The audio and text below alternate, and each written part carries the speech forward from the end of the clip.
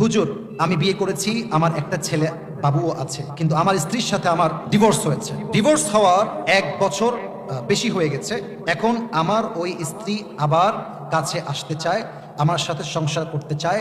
এখন আমি কি তাকে নিতে পারবো? এই বিষয়ে কোরআন হাদিস কি বলে? That's a very sensitive question, very sensitive.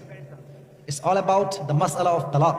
মাথায় রাখবেন, ইসলামের বিধান হচ্ছে যদি আপনি ওয়াইফকে তালাক দিয়ে দেন, 3 তালাক, এরপরে আপনার ওয়াইফকে ফিরায় নেওয়া আসার কোনো সুযোগ নেই। তবে এমন একটা সুযোগ আছে যে সুযোগটা মেনে নেওয়ার ক্ষমতা সবার নাই। কথা আমি কি ভুল বললাম না ঠিক বললাম? বলেন সবাই। এই জন্য আমি মাঝে মাঝে বলি, ভাইরে, তালাকটাকে এত সহজভাবে নিবেন না। মাথায় রাখবেন, তালাকটা এত সেনসিটিভ। আপনি মজা করে বলেন আর সিরিয়াস হয়ে বলেন, তালাক কিন্তু হয়ে যাবে। তালাক এতটা সেনসিটিভ কেন? যাতে করে মানুষ তার বউকে ইচ্ছামতো বিয়ে করে ইচ্ছামতো ছাড়তে না পারে। ঠিক কিনা বলেন?